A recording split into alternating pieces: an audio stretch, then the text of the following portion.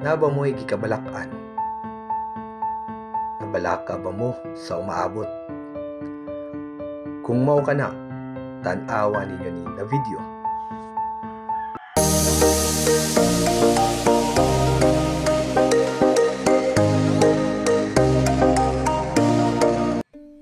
Ang kabalaka is future-based.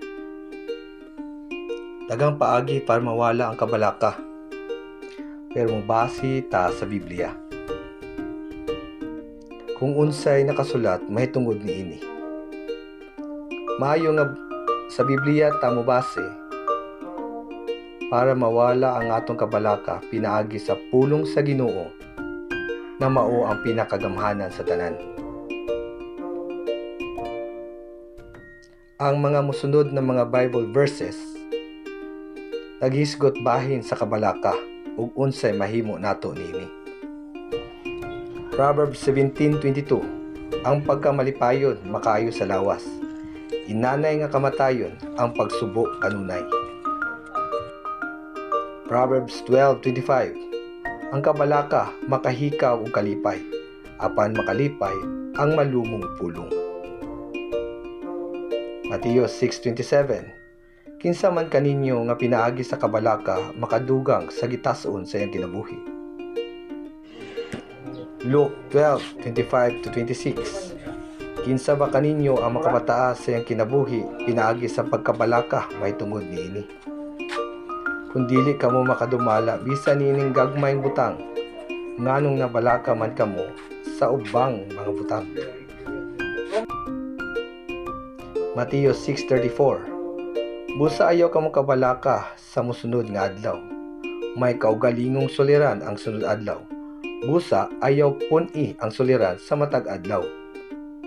Salmo 34:18. Duol ang Ginoo sa nawad-ag kadasig.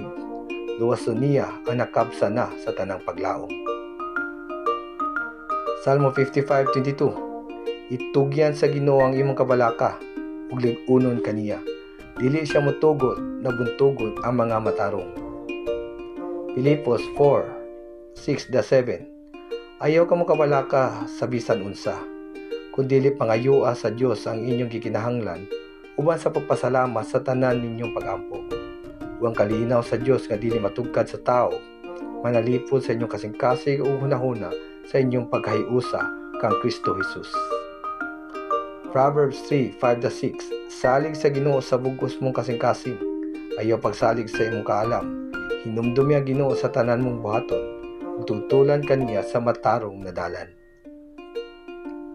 Hosea 1:9. Hinumdumi ang akong sugo, lig-una ang imong kaugalingon, ug pagmaisog, ayaw kahadlok ni kaluya. Tungod kay ako, ang Ginoo nga imong Dios, maguban kanimo bisan asa ka. Isaiah 40:31. But those who hope in the Lord will renew their strength. They will soar on wings like eagles. They will run and not grow weary.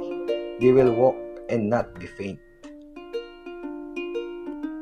When you worry, it's a warning signal that you're away from God because you depend on yourself and not with God. Like, comment, share, follow, and subscribe. God bless us all, and thank you for watching.